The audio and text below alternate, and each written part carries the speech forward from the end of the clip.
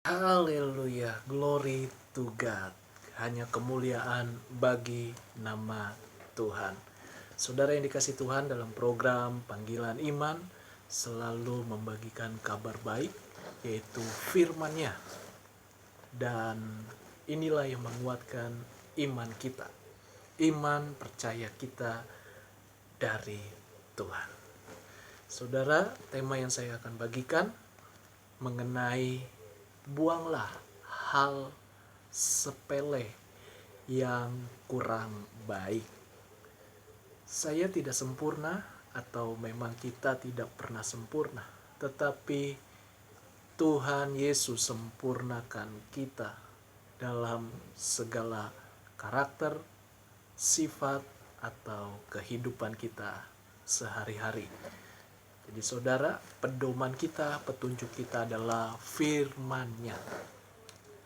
Namun sebelumnya kita terlebih dahulu, kita mau berdoa. Haleluya. Terima kasih Tuhan Yesus, kami datang kepadamu. Biarlah pengurapan ilahi turun dari sorga kepada kami, kepada hamba-Mu, sehingga firman-Mu ada kuasa, ada mujizat Tuhan dalam hidup kami. Mampukan kami, tuntun kami, supaya kami membuang segala kebiasaan-kebiasaan yang kelihatannya sepele pun. Kalau itu tidak baik, biarlah itu semakin hilang dalam kehidupan kami, sehingga terpancar kasih Tuhan, terpancar Kristus dalam kami. Puji nama-Mu, dalam nama Yesus. Haleluya. Amin. Mari kita buka kitab Amsal 18. Kitab Amsal 18 ayat 1-6. Orang yang menyendiri mencari keinginannya, amarahnya meledak terhadap setiap pertimbangan. Amsal berbicara tentang hikmat, di mana salah satu penulisnya adalah Raja Salomo, yang meminta kepada Tuhan adalah takut akan Tuhan dan permulaan hikmat atau pengetahuan tentang firman-Nya. Jadi saya percaya hikmat Tuhan mengatasi segala-galanya. Kita tidak anti dengan logika, tapi kita percaya akan hikmat Tuhan. Orang yang menyendiri tentu tidak baik. Orang yang rendah diri itu juga tidak baik. Karena orang yang menyendiri identik dengan hal-hal yang sifatnya atau karakternya tertutup. Ada baiknya. Tapi dalam konteks ini, kita seringkali atau kita juga memerlukan yang namanya solusi atau saran dari orang, dari hamba-hamba Tuhan, anak-anak Tuhan yang hidupnya bertumbuh dalam Tuhan. Jadi sekali lagi, orang yang menyendiri itu kurang baik. Ada kalanya kita bisa menyendiri, tetapi kita tidak hidup dalam hidup menyendiri. Karena amarahnya meledak terhadap setiap pertimbangan, merasa dirinya udahlah, tidak berguna, udahlah, pokoknya begini dan begitu. Ya, memang prinsip baik, tetapi kalau hidup kita menyendiri, tentu itu kurang pas, kurang baik. Jadi saya percaya hikmatlah yang dapat mengatasi segala macam persoalan kita. Ayat 2, orang bebal tidak suka kepada pengertian, hanya suka membeberkan isi hatinya, hanya keluhannya, amarahnya, emosinya, karena merasa dirinya sudah hebat, sudah benar, sudah bisa segalanya. Dia tidak siap ditegur. Itulah orang bebal, keras hati, keras kepala. Memang setiap kita punya sifat yang demikian. Tetapi kalau ada Roh Kudus, kita bisa berjalan sesuai dengan firman Tuhan. Karena kekuatan dari Tuhan. Jadi saudara, jangan hidup kita menjadi bebal. Buanglah hal-hal yang sepele itu. Dan ayat yang ketiga, bila kefasikan datang, datanglah juga penghinaan dan cela disertai cemooh. Ini dampak atau menjadi satu paket, yaitu hinaan, cela, dan juga cemooh. Fasik itu artinya orang yang tahu firman, orang yang hidup atau mengenal keberadaan Tuhan, tapi dia tidak mengakui akan dosanya, akan kesalahannya.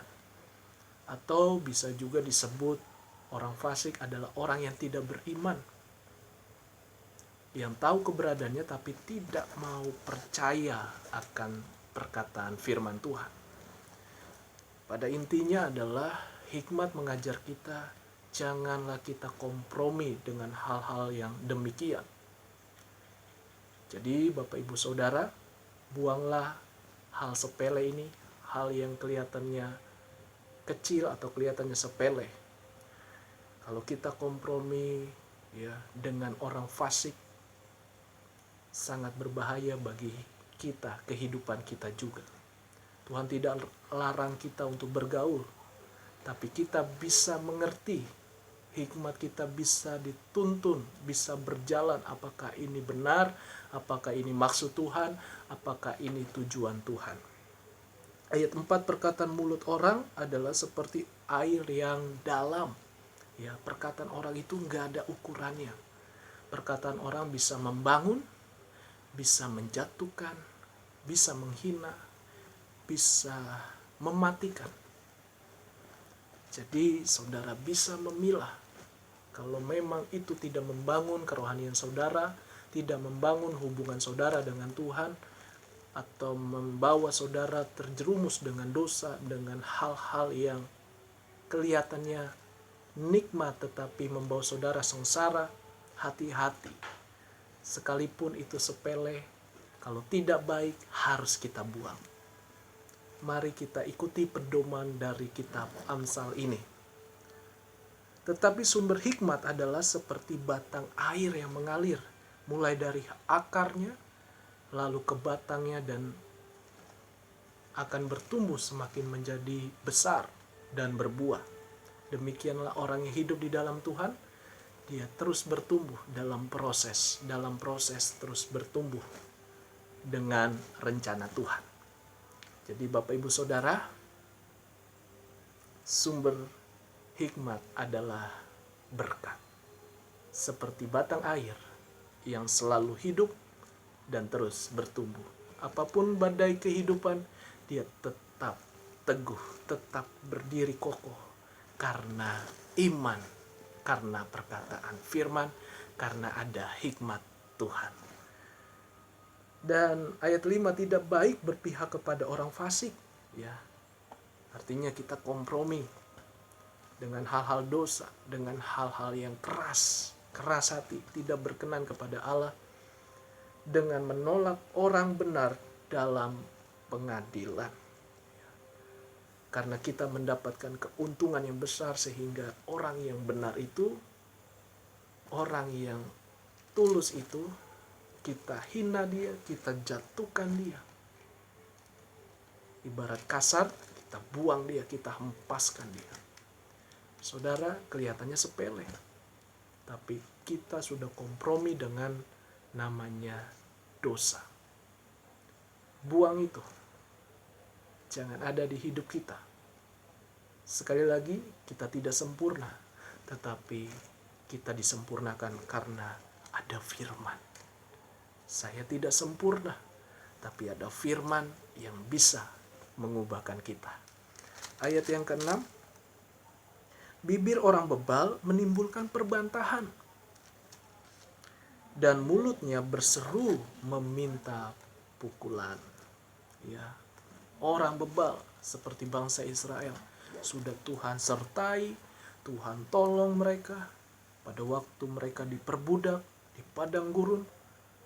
Dengan kehadiran Tuhan, tetap saja bebal. Mereka harus menuju ke tanah yang diberikan Tuhan, yang ditunjukkan Tuhan melalui Abraham atau melalui Musa. sudah Tuhan sertai dengan pemeliharaan Tuhan yang ajaib. 40 tahun sudah berputar-putar di padang gurun, tetapi Tuhan tetap jaga mereka. Tuhan berikan kebutuhan mereka, kesehatan mereka. Tetap saja bebal, mau ke perbudakan. Artinya mau terus diperbudak dengan hal-hal yang menyakitkan Tuhan, hal-hal dosa, hal-hal yang tidak mau merubah hidupnya. Tidak ada perjuangan untuk merubah hidupnya. Bapak, Ibu, Saudara yang dikasihi Tuhan, buanglah hal-hal yang sepele, yang tidak baik. Jangan sampai kita menjadi bebal. Sebab apa? Bibir orang bebal menimbulkan perbantahan, dan mulutnya berseru meminta pukulan. Ya, kita bila perlu supaya mereka semakin lenyap, kita injak-injak derajat atau karakter atau apapun namanya. Dia hanya mencari yang namanya pemberontakan, atau dia mencari yang namanya perkelahian, pertengkaran. Itulah berasal dari bibir orang bebal. Karena dengan perkataan bisa menjadi api yang besar, tapi dengan perkataan hikmat bisa menjadi sumber kehidupan yang kekal, yang penuh dengan damai sejahtera dari Tuhan. Itu saja firman renungan kita. Jadi buanglah segala hal-hal yang tidak baik, hal dimulai dari hal sepele, kita harus buang supaya Tuhan semakin memakai hidup kita, berkenan bagi kita, dan berkat-Nya terus melimpah akan kasih Tuhan. Tuhan Yesus memberkati kita semua. Shalom. Haleluya.